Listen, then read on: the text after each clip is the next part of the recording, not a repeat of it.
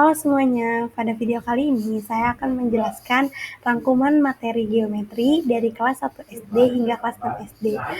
Materi ini diambil dari kelompok 1 sampai kelompok 21, materi yang mencakup berbagai topik mulai dari pengukuran, bangun datar dan ruang, hingga koordinat. Yuk kita mulai. Sebelumnya, perkenalkan nama saya Salva Sarah Safina dengan NIM 2310452. Adapun judul-judul dari setiap babnya, yang pertama pengukuran panjang, berat, dan waktu yang dipelajari dari kelas 1 sampai kelas 3. Selanjutnya pengukuran luas dan volume dari kelas 3 sampai kelas 5 SD.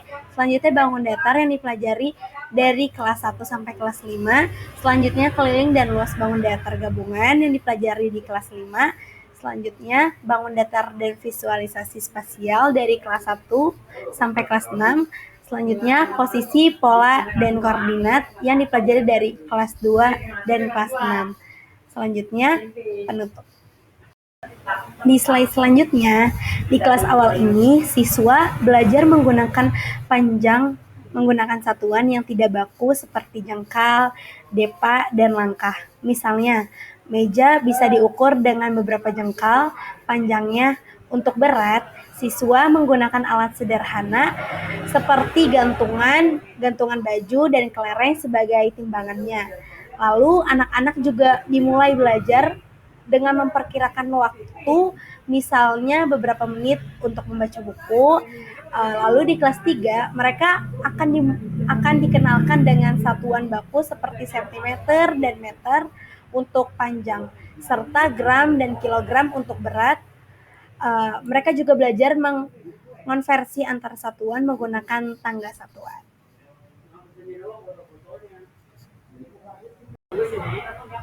Lalu di slide selanjutnya, siswa mempelajari mengenai luas dan volume, di mana luas adalah seberapa besar permukaan suatu benda. Misalnya siswa bisa mengukurnya lewat dari meja belajar.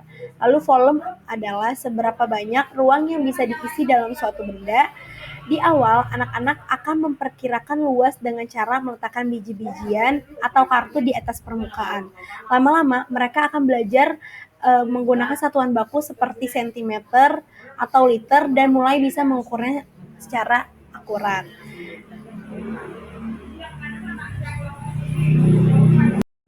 Selanjutnya, siswa akan mempelajari mengenai bangun datar 2 dimensi. Jenis-jenis bangun datar ada segitiga, persegi, persegi panjang dan lingkaran, lalu trapesium, layang-layang, jajar genjang, dan belah ketupat.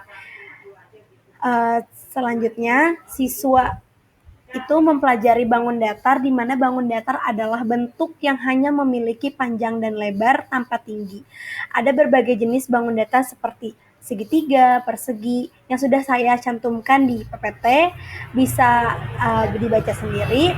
Masing-masing dari bangun datar ini mempunyai ciri khas seperti segitiga yang sama sisi memiliki 3 sisi dan 3 sudut yang sama besar, atau trapesium yang hanya memiliki 2 sisi sejajar. Di kelas 4 dan 5, siswa akan mulai mempelajari rumus keliling dan luas dari bangun-bangun tersebut.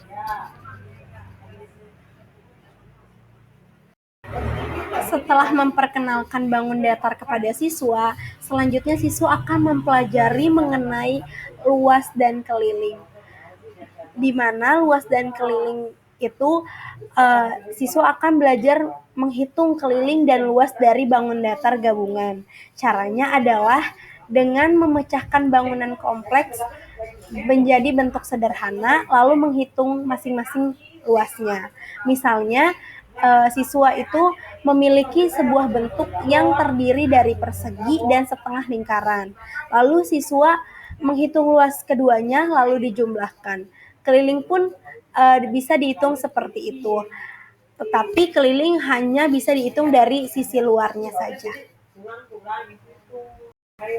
Setelah siswa belajar mengenai bangun datar, selanjutnya siswa belajar mengenai bangun ruang dan visualisasi spasial, di mana siswa itu diperkenalkan kepada bentuk 3 dimensi. Artinya bentuk ini tuh mempunyai panjang, lebar, dan tinggi, Contohnya adalah kubus, balok, kerucut, dan bola. Lalu siswa juga belajar membentuk bangun ruang dari bangun-bangun sederhana. Misalnya dua kubus yang disusun jadi bentuk baru.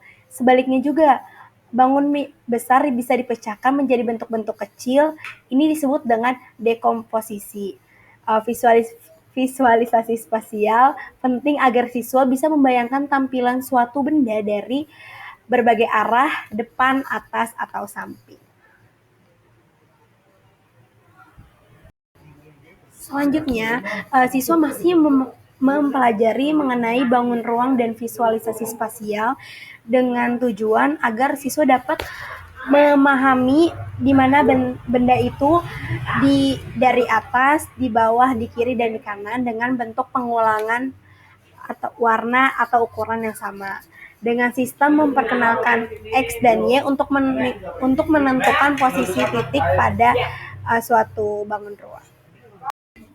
Setelah siswa memahami mengenai bangun ruang dan visualisasi spasial, siswa dikenalkan kepada posisi, pola, dan koordinat, di mana posisi benda itu terletak di atas, di bawah, di kiri, dan di kanan, lalu membentuk suatu pola atau bentuk pengulangan bentuk, warna, atau ukuran. Selanjutnya siswa juga akan dikenalkan kepada koordinat, di mana koordinat itu terdiri dari dua, koordinat X dan Y untuk menentukan posisi titik pada suatu bidang.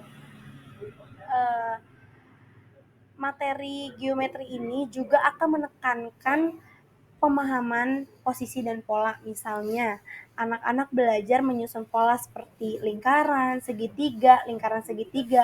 Untuk posisinya, mereka akan belajar kata-kata seperti di bawah meja atau di sebelah kanan pintu. Lalu di kelas 6, siswa akan belajar tentang koordinat kartesius, yaitu cara menentukan posisi titik di bidang suatu datar dengan dua angka X dan Y. Misalnya, titik 2,3 berarti 2 ke kanan dan 3 ke atas.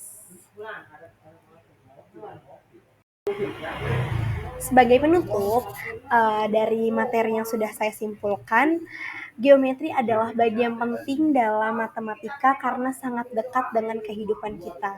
Dari mulai mengukur meja, mengenali bentuk mainan, hingga memahami denah lokasi. Materi ini sudah dikenalkan dari kelas 1 SD dan terus berkembang hingga kelas 6. Semoga penjelasan saya bisa membantu teman-teman untuk memahami materi geometri secara menyeluruh. Terima kasih sudah menyimak. Wassalamualaikum warahmatullahi wabarakatuh.